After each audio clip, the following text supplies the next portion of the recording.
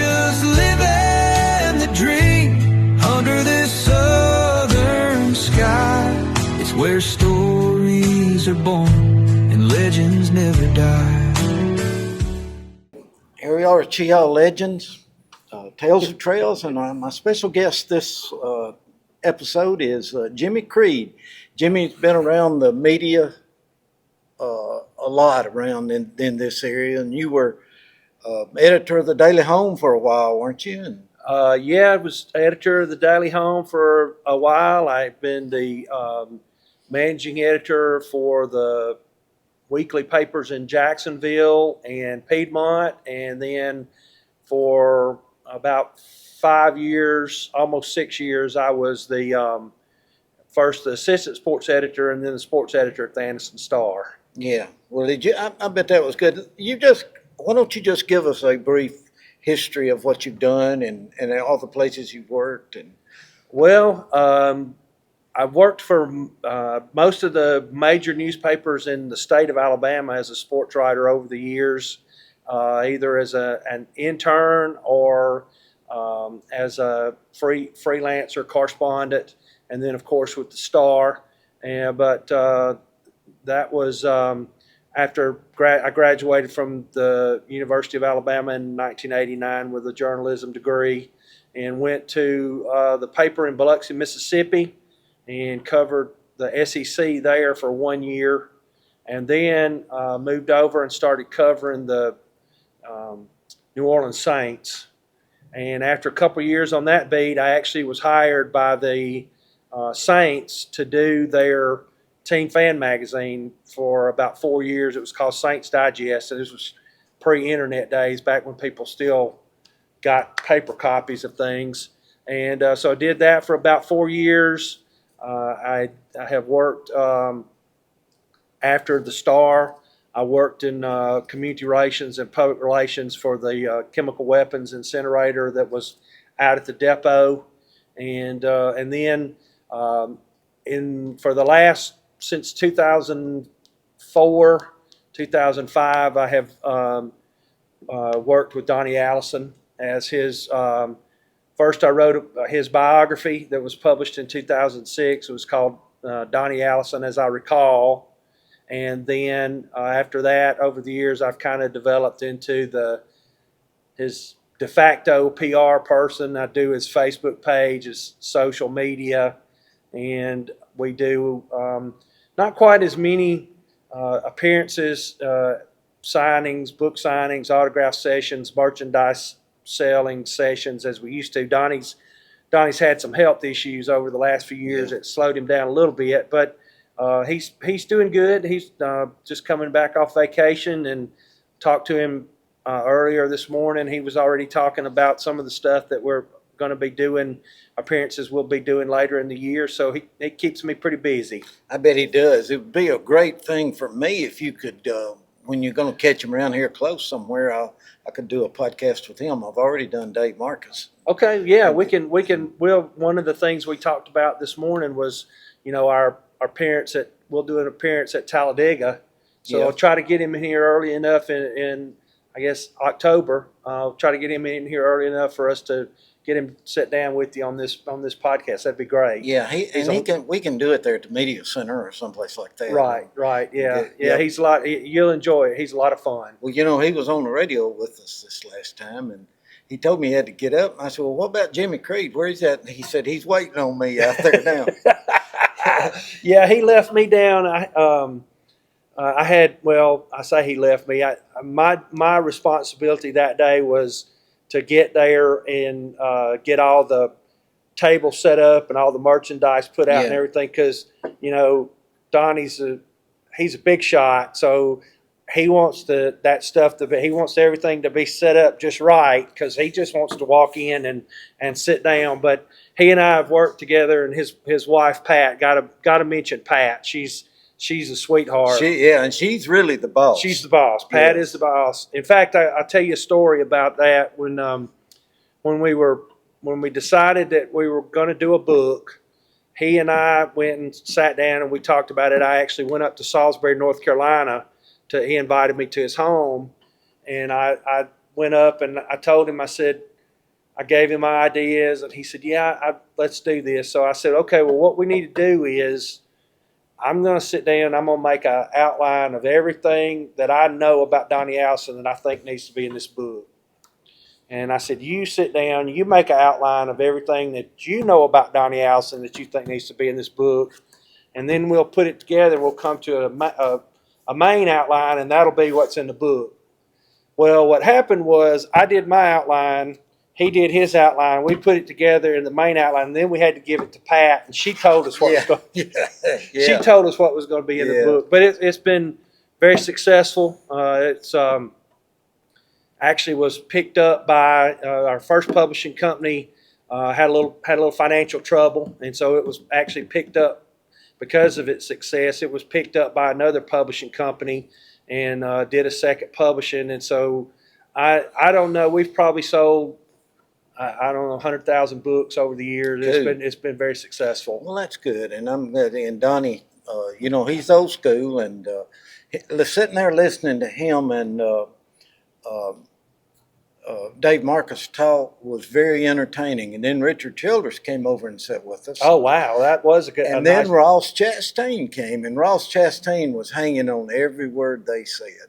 Right. He really was, because he's still hungry to learn all he can, and you can get still a lot from those old guys. Well, and the thing that I can tell you about that group right there that I know about them was that there wasn't, with those three, there wasn't anybody in that group that didn't tell it like it was. I know it. Tell me about it. Because I've been with Donnie, and Donnie, I've been with him for about 20 years now, and he's one of those people that truly, if you don't want to know exactly what he thinks, then don't ask him. Don't ask him, because he's going to tell you whether, and it might hurt your feelings, but he really doesn't care because you ask him. Another one I got to know, and I still talk to him occasionally. Dave and I went to a little old joint to eat, and it was a hot dog joint. And the guy running it that owned it right there, he said, "You know who that is, don't you?" And I looked at him and I said, "I think I do." And he said, "That's Robert Presley." Robert Presley, yes. Yeah. Robert, good guy. Yeah, Yeah. he's got a very popular hot dog place up there. Oh, man. And you talking about a line of people coming in there? Yeah. Well, Robert's a anyway, good guy too. He really is. we got to talking to him and everything, and we ate with him the next night, and he didn't charge us anything to eat there. Yeah. But anyway, we went to another place and talked with him, and then he introduced me to his son, Coleman.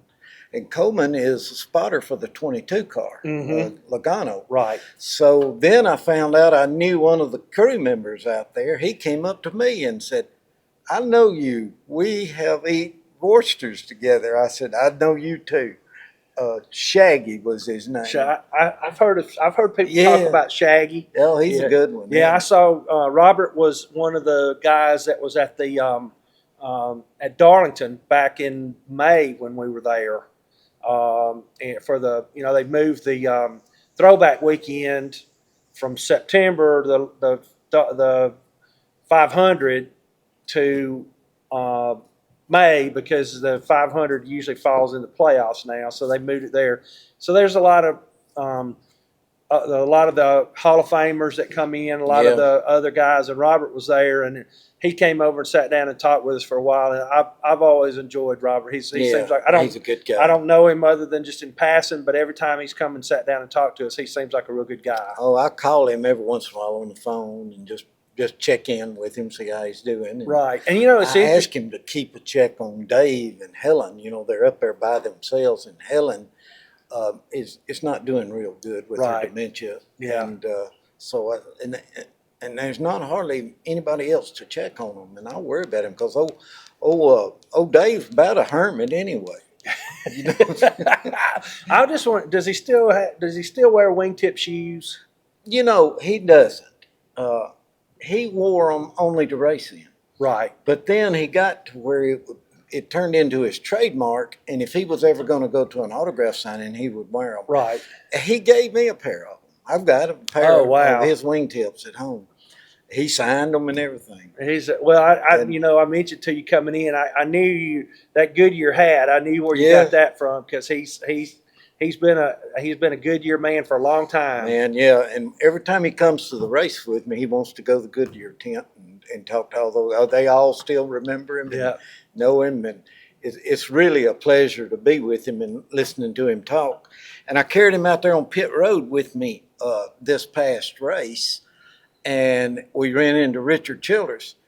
And man, you would have thought Richard just saw his long lost brother. He hugged and they cried a little bit, and they said, "Man, I just can't tell you what a pleasure it is to see you again." Yeah. It's interesting. I've always been interested by the reaction that Donnie and Bobby get, or of course yeah. before Bobby passed away. But man, we would go places, and we go places, and you would think that royalty was in the house. Yeah, I know it. We had an incident a few years ago, and I know this man probably still doesn't like me to this day, but we were in Charlotte, and they had us down. They had him scheduled to do something down in the infield, right on pit road, and then like 20 minutes later, they had a schedule for something up in the suite. Mhm. So we got to do this appearance, and then we got about 20 minutes to get from down in the pit all the way up to the suite. Well, when the time came, we had security guys with us, and I said, "Look, when we go out this, because there was this crowd, there was no barricades or anything, there was this crowd. I said, when we go through this crowd, we can't stop, because if we stop, we will not make it up there on time where they expect right. us to be, because we'll get swamped." Mhm. And so we literally had to put a ring of guys around Donnie, and we start going through. Well, of course, gentleman walks up, and he's got his little boy, and he's like, "Can Mr. Allison sign my can he sign?" And I'm like, "Sir, we can't stop. We got to be up there." Well, I know he didn't understand. I didn't have time to explain it to him, so he Yeah. probably didn't. He probably wasn't real happy with me. Yeah. But I had to do what I had to do at that time. But Right. it just kind of gives you an idea of 87 years old. He hadn't been in a race car in 40 years, and still one of the biggest draws on the NASCAR Oh, circuit no today. doubt. And with him and Bobby together, there is a Oh yeah, tremendous draw. it was and that was an amazing thing to me. Two totally different personalities there. Mhm. And I love Da. I love him like a second father. But Bobby was always good to me too. And there were times when I would just sit there and marvel. You see them together, and you realize I would just marvel at how different they were in personalities. Right. But probably, Dave, one of the greatest experiences of my life, just overall, not just in racing. But a few years back, we were at the 600 at Charlotte, and we were in a suite. We'd done all our appearances for them and everything, so we were in the suite. And somehow I found myself, me and Bobby were just sitting there on the row, just me and him, nobody else around, which was unusual.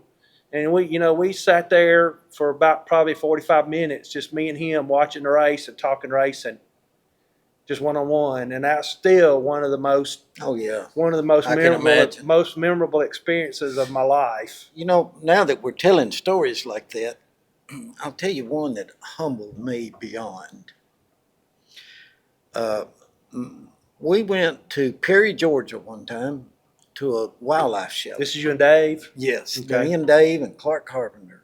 Okay. He was one of my partners, and I don't remember anybody else who was with us that time, but Helen came with Dave, and my wife came with me. Well, while we were at the show and everything, my wife and Helen decided they wanted to go down the road to that Priester's Pecans and buy some pecans because, see, they don't have those things up in Wisconsin. Mm-hmm. So he wanted to buy a bunch of pecans. So Helen went down there to get them. And on the way down there, Helen told Debbie, she said, when these guys are racing, they don't have time to make friends inside the racing. You know, they may see them on the weekends and say howdy, but Mhm. they still don't have time, especially somebody like Dave Marcus that worked on that car as hard as the crew chief did. Right. And she said, I guess Johnny and Clark are about Dave's best friends. Wow. And that kind of humbled me. And in one way, I kind of said, God, I guess that's, you know, the It's way true. it is. Yeah. They don't have. Ward Burton told me that one time. He said, you know, I know this guy and I know Jeremy Mayfield, but I don't really know No, him. I'm right. I tell you what, when you bringing up Ward Burton, that is a super guy right Yeah. there. I mean, it never fails. He's going to be with me at Talladega. He's going to be one of our interviewers. Okay, well, I need to see him while he's here. Well, I he'll got be some there. die casts I need him to sign. Okay. But I'm gonna tell you, he is never. Anytime if he's somewhere close when Donnie's in the area, Uh-huh. he's gonna come find Donnie and just say, "Hey, Mr. Allison, how you doing? How's it going?" Yeah. I mean, but he is. And you talk about brothers who are totally different personalities. Ward is totally different from Totally Jeff. different. Totally. And much more likable than Jeff. Yeah, got a lot more personality. He does, to it. and he just can't. I mean, Let me tell you a funny story. It happened to me and Ward one time, or mostly him, not me. But one weekend we were racing in Talladega, and so I saw him at the track, and he said, "Hey, my wife's not here and everything." Said, "Let's go get something to eat tonight." And I said, "Okay." I said, "I'll come by and pick you up," because he flew in there. You know, Right. he didn't have a car. And so I went by there and picked him up, and I said, "Where you want to go?" He said, "Where's the best place to get some fish?" So I suggested top of the river. So we went up there, and we were sitting in there, and these little girls with that were waitresses, I could see them over there peeking around the corner, you know, and he'd push one out, and she'd come back. Finally, one of them came up there, and Ward was sitting there, and we were trying to decide on what we wanted to order, and she said, "You're Jeff Burton, aren't you?" Oh, You know? And before Ward could answer it, I said, "Yeah, that's Jeff Burton." Yeah. Well, anyway, he finally told her, "No, I'm Ward. You know, I'm Jeff's brother." And so she came back in a little bit with one of the tickets that she writes orders on, and had it bound backwards, and said, her and a couple of her friends, and said, "Would you give us your autographs?" So he started to sign it, and he turned up to her and said, "Do you want me to sign Jeff or Ward?" well, you know, he had one of the great lines that I've ever heard in racing was, I saw him and Jeff on some talk show several years back now, and they were going on at him about, you know, how different they sound. Because if y'all have never heard Jeff Burton and Ward Burton talk, it's totally different. Yes. Well, see, he was born on the southern end of the house. That's exactly Yeah. what he told her. They said, Yeah. well, how do y'all talk so different? Jeff said, well, Ward was born on the southern end of the house. Yeah. I'm going to tell you another thing about Ward and Jeff. You could talk to Ward. If I ever got around him, he wanted to talk about his farm and his deer and his turkeys and Yeah. his fish ponds he's building and all of that kind of stuff. If you got around Jeff, if you couldn't talk about racing, you couldn't talk to You him. could talk, right. I mean, that's all he knew. Yeah.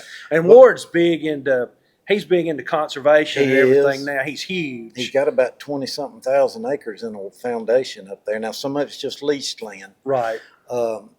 I went up there one day and spent a weekend with him, riding around, looking at all the timber and stuff like that. It was pretty cool.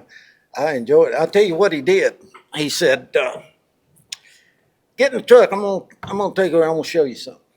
So we got in the truck and we went over there, and they had a cornfield, and he had planted this corn and just left it for the wildlife. We walked out there in that field, and we were standing around there, and there were these big old piles, looked like a cow pile. You with me? Except it was from a yellow to a greenish color, and then the real dry ones had turned more brown. Yeah. And I said, "Well, what in the world is that, Ward?" And he said, "It's bear puke." I'm not kidding you. I said, "What do you mean bear puke?" He said, Here in Virginia, where we're at, we have a lot of bears. And he said they are in an area that sometimes they don't hibernate, but they still have that urge to gorge themselves before they go to sleep for the winter. And they'll gorge themselves and throw it up. And Oh, gorge wow. themselves and throw it up. That's amazing. Yeah. I did not realize that. That's right. And he said that's what that is. I'm sitting there and I say, well, I'm gonna tell you one thing, Ward.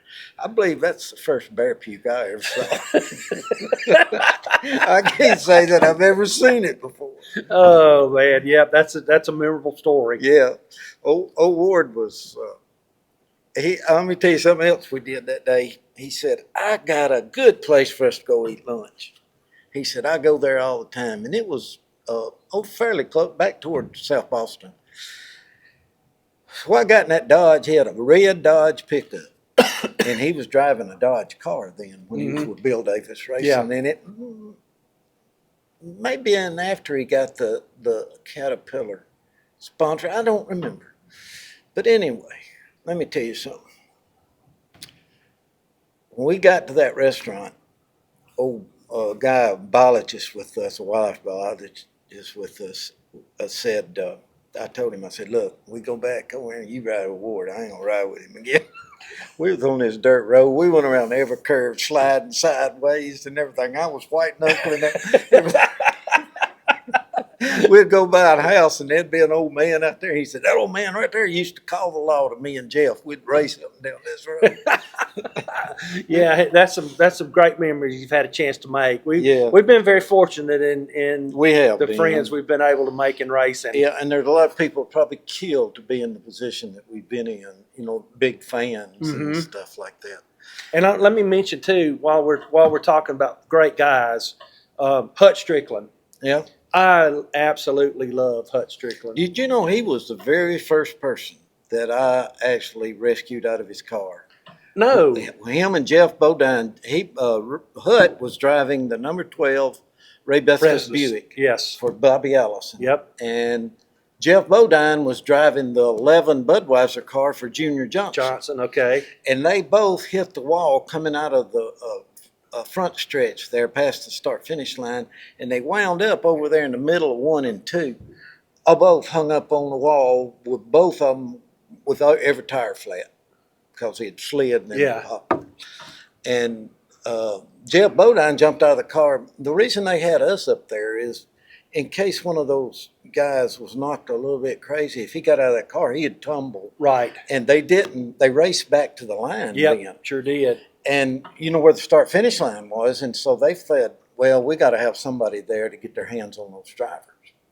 Now, they're told in the safety meeting, or the driver's meeting, to stay in that car till we get there. Jeff Bodine didn't. Hut did. And when I got there to him, I just helped him out of the car and held on to him until the doctor and the medics came up from the bottom of the track and got him, and they helped him back down. But he was the very first one that I ever did. Hut's a wonderful guy. I talked to him. That's been a great. Now he's Donnie's son-in-law. He's Donnie's son-in-law. He's married to Donnie's and Pat's daughter Pam. Okay. And they live on Ono Island now in Orange Beach. Really? Been down there, house now a few years, in a great place. And I talked to him, and I'm going to tell you what, it's amazing. Hut never won a race, but he is a treasure trove of stories. Yeah, he ran good, though. I remember a lot of the races. He was really running up front. Yeah. Of course, he had that Bobby Allison under him. Right. Yeah. And then it's interesting you mentioned the Ray Bestis paint scheme, because I asked. That was one of the prettiest cars he ever had. That is actually. I asked him what was his favorite paint scheme of all the paint schemes he ever said. He said the Ray Bestis. Yeah. That was his favorite one. Yeah. Well, you and I have been around that racing long enough, and a lot of things you just happens accidentally. You don't. Grant Lynch got to be a great friend of mine, and Grant, I was able to do things around racetracks that other people never would have got to do. I never would have got to do it had it not been for Grant. Mm-hmm. And with Grant's problems he's having now, it just tears me up to even think about it. And but he was one of the best guys. He carried me fishing. He carried me hunting to Kansas. We flew into Kansas City. But we were picked up by the Speedway people at Kansas City. That's when he was over that Yeah. track. And we went out to a big farm out even another 50 miles past the Speedway. You know, Speedway is about 50 miles from Missouri, Yeah. out in the middle of nowhere. Nowhere. Yeah. Of course, it's built up around it now. And we went on out there and did some pheasant hunting. And I had a great time. And it was cold. Golly, it was cold. But we had a great time. And he had a bunch of lobster flown man. in. And we cooked lobsters out there. It was one good. Yeah. But those we've been very fortunate. fishing down in Cororgy with the White Flag Club and stuff Yeah. like that. Here's my question for Yeah. you about Grant. Were you ever close enough friends with him that he gave you a big old hat? Let me tell you something. You want one? I got tons of them. I do. I do want one. I'll bring you one. Okay, I would like to have I one. would have Those brought are- it now. if I'd Those have are known. cherished items, you know. I've got them. I think I got white and tan. Oh wow! Well, If I do, I'll bring you one of these. okay, those are if for people who obviously don't know what we're talking about. For some reason, Grant had these hats made, and I'm they have a going to tell big. you why. Oh, okay, that's good. If you All know right. the story, that's very interesting. I asked him that very thing. And he said, well, when I was a boy, my daddy used to carry me trout fishing all up in those mountains of North Carolina. See, he was from the Winston-Salem area. Yep. And they went trout fishing. Well, his daddy had one like that had the long bill and the apron that come down on your shoulders to keep the rain off of him, because a lot of times they were fishing, and if it wasn't raining down in the valleys, it'd be raining up in those mountains because the fog had set in there and Mhm. stuff like that. So he said, when I got here, I said, I was looking through the book to order some caps, and I saw something like that, so I ordered me some. And that's the reason. It's because his daddy was a dentist up Okay. there, and he was an outdoorsman. And of course, Grant was big outdoorsman Oh, yeah. as there ever Yeah. was. But I would say probably the bill on that Yeah. cap was probably that long and about that wide, and you knew it was Grant Lynch when you That's saw right. him. But I know several people that asked him for hats like that over the years and didn't get them. Yeah, I know it. Well, he's always given me a bunch of them. I've got them. Gosh, I don't know how many I got. Well, I'd like to have one because Grant's a special person. He really is. I He- got my he one sure Grant is. Lynch story is I did a feature at some point when I was at the Anniston Star. I did a feature on his daughter at the time. She was a very highly regarded gymnast. Yeah. Now, was that the dark-headed one? The oldest daughter. Yeah. I Now she's believe. the one that just recently got married. Oh, okay. Yeah. Okay. Well, She's a physical therapist. okay. Well, I did so as part of it was really kind of a profile on Grant in general. And so we had one of the guys from the Anniston Star go out and take pictures of Grant. And he decided to have Grant take some pictures of Grant in the stands, kind of looking out. And as he's taking Grant out there to walk up the stairs, Grant misstepped somehow and hurt his knee and ended up having to have knee surgery because I remember when he had that surgery. because he misstepped when he was going to get that picture made for that story. Yeah, we were out at a boat out in the middle of the Gulf out there below Houma, Louisiana, down in there. We were fishing, and Grant made this comment. He said, "I don't think this is the same reef we were on a while ago. We were fishing on these oyster reefs and stuff, and that's where those speckled trout were." And I'm sitting there. I'm clueless, you know. Yeah. And I said, "Well, I don't know, Grant. I think I recognize seeing that wave right there a while ago." He like to fell out of the boat. Oh man, yeah, he's was a good We guy. had a great time with Yep. old Grant, and the very first time that I noticed something wasn't right, I was driving down the road. I was actually driving toward Talladega, and my phone rings, and it's Grant. He says, "Hey, could you come help me a minute?" I said, "I sure can." And he said, I can't crank my tractor. And I said, okay. So I drive up in his driveway, walk around there, and he meets me at the door. And he looks and he says, what are you doing here? And it hadn't been 5-10 minutes. Oh, wow. So I knew a little bit of something then. That's the first I got of it. Yeah. Yep. And but anyway, okay, our time is up. It went And, fast. Yeah, 30 minutes. I try to keep them at 30 minutes just for editing purposes. Right. And what I want to do is get you back again. We got more stories to Yeah, tell. we do. We do. I do. got some stories to share. We do. So And appreciate you having I me. love stories like that, and I love to hear about experiences people have had over the years. And you have been around all this sports and stuff, and I bet you have tons of them. Yeah, I got many a few. more than I do. I've got a few that I can share. So I'd love to come back whenever you get ready. Yeah, you know something else I would have loved to have done is got your daddy on and Yeah. filmed him telling about the old days and living back in that, because he was me and him got to be kind of buddies right there at the end. Yeah, he was. You know, my dad was. He was. I honestly, and everybody says this, but I don't believe I've ever heard anybody say a cross word about my father. I had never heard it. He was a good guy. Now there was a race car driver by almost that same Sheldon Creed. Yes. Sheldon Yep. Creed. Yeah, his. You know, but he spells his. My dad spelled his with With a D. Shelton with Shelton, and the race car driver spells it Sheldon, Sheldon. Deal. I thought Yeah. that's what. But I got a chance to meet him a couple years ago in Darlington, and tell him about my dad. Of course, it didn't mean much to him, but it was pretty cool to me. Yeah. Hey, another thing. Let me ask you before we cut this off.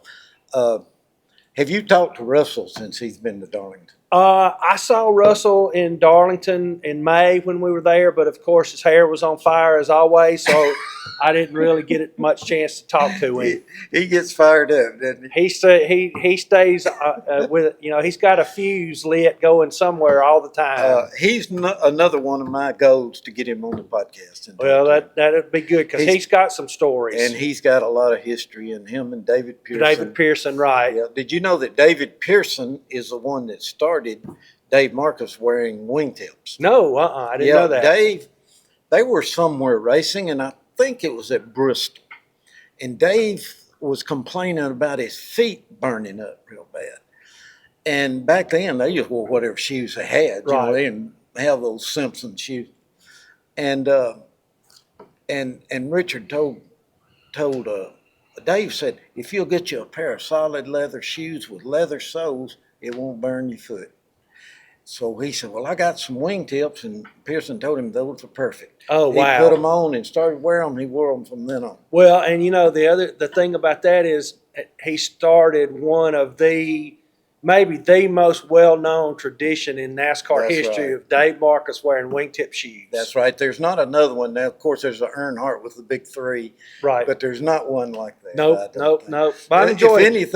anything, it was a cigarette lighter on David Pearson's dash or J.D. McDuffie's. You know. Yep, sure was. But yeah, I've got a lot of stories, so just when right. you need me to come back, I'll be glad to be here. Thank you, Jimmy. Good All right. talking to you. You too. To Munford, our home, and all its glory on display, and to the Cheehaw legends that'll never fade away.